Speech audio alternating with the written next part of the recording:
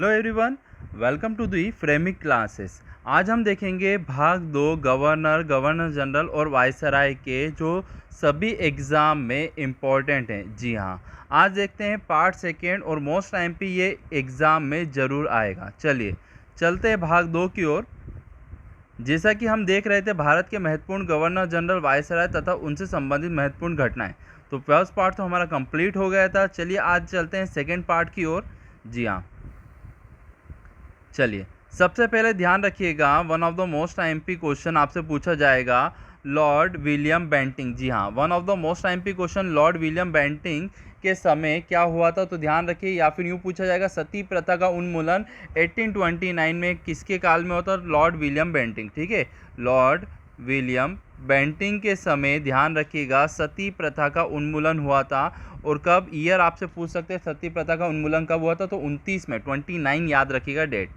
फिर उसके बाद one of the most time पे एक और चीज़ है, 1833 का चार्टेड एक्ट किसके समय हुआ था, तो लॉर्ड विलियम बेंटिंग के समय हुआ था।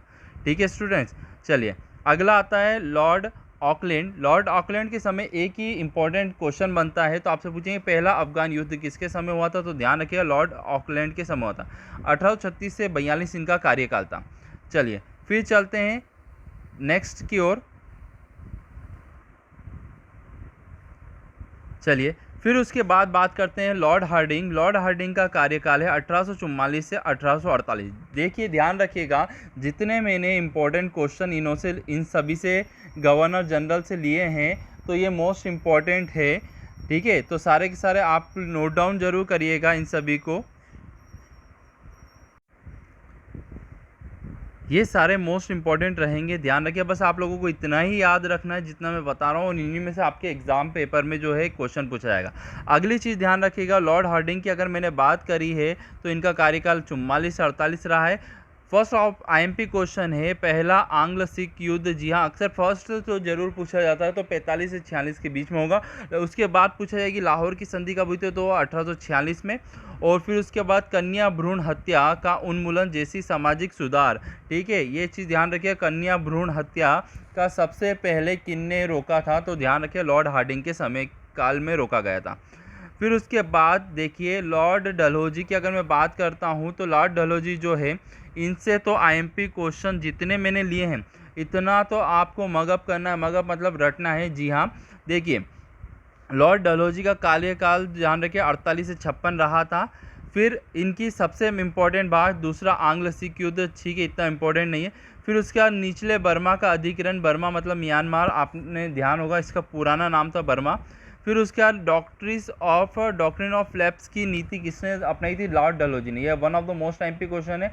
फिर वुड डिस्पेचर एजुकेशन से रिलेटेड था, तो ये 1854, इसका ईयर भी आप लोगों को याद रखना है, 1854 इसका ईयर है। देन उसके बाद वर्ष 1853। जी हाँ, 1853 में ये क्वेश्चन तो आपने जरूर देखा होगा, बम्बई से थाने जोड़ने वाली पहली रेलवे लाइन बिछाई गई थी किसके कार्यकाल में, तो ध्यान रखिए लॉर्ड डलहौजी के कार्यकाल में।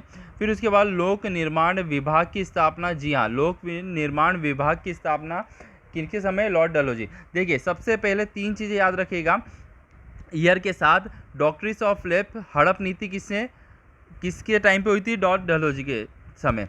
फिर उसके बाद वुड डिस्पेचर, ठीक है एजुकेशन से रिलेटेड है, तो 1854 इसका ईयर याद रखिएगा। और रेलवे लाइन ध्यान रखिएगा 1853 बम्बई से ठाणे के बीच में बिछाई गई थी, किसके कार्यकाल में, लॉर्ड डलहौजी। ये तीन तो आप लोगों को मगअप रखना ही है।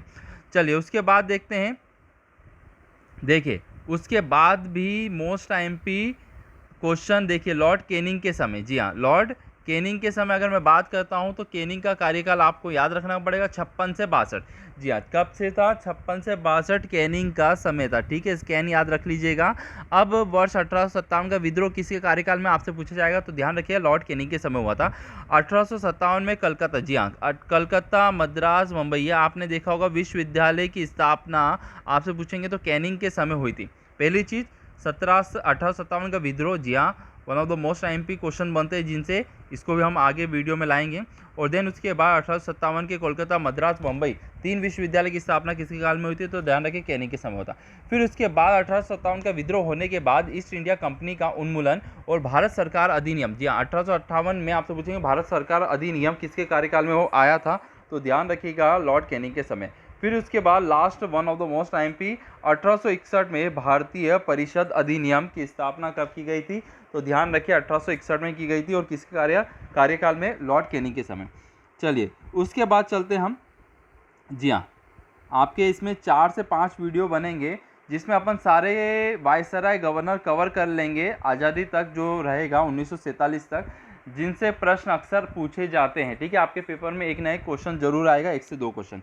चलिए उसके बाद अगर मैं बात करता हूँ स्टूडेंट्स, लॉर्ड जॉन लॉरेंस की अगर मैंने बात करी 64 से 69 तक इनके बीच में रहा है कार्यकाल। देन इनके इसमें हुआ था भूटान युद्ध 1865 में। ठीक है, देन उसके बाद सबसे IMP क्वेश्चन, जी हाँ, लॉरेंस के समय कलकत्ता, बम्बई, मद्रास में उच्च न्यायालय, ठीक है, उच्च न्यायालय हाई कोर्ट की स्थापना जो है कब की गई थी? 1865 और किसके कार्यकाल में? तो लॉर्ड जॉन लॉरेंस के कार्यकाल में।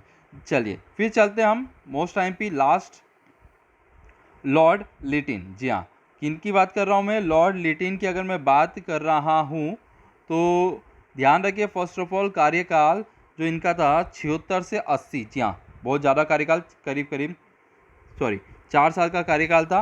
अब इसमें पूछा जाएगा वर्निकुलर प्रेस एक्ट कब आया है? तो ध्यान रखिएगा 1878 में। ठीक है, आपसे अक्सर एग्जाम में वर्निकुलर प्रेस एक्ट किसके समय में आया था? लिटिन के समय आया था। ठीक है, अब उसके बाद शस्त्र अधिनियम भी इसी के ईयर में, ध्यान रखिएगा कब आया शस्त्र अधिनियम? 1878 में। दूसरा अफगान युद्ध तो 78 से 80। और फिर आखिरी one of the most IMP question जो एग्जाम के पॉइंट ऑफ व्यू से, क्वीन विक्टोरिया ने केसर हिंद या भारत की सामग्री की उपाधि धारण की थी। ठीक है, ध्यान रखिएगा उपाधि धारण की थी केसर हिंद की, किसने? क्वीन विक्टोरिया ने। ठीक है दोस्तों, ध्यान रखिएगा जितने मैं मोस्ट IMP चीज़ें बता रहा हूँ ये आपको मगअप करना है, याद रखना है। ठीक है, और अगले वीडियो में कुछ इंपॉर्टेंट ट्रिक्स भी मैं लाऊंगा। तो मिलते हैं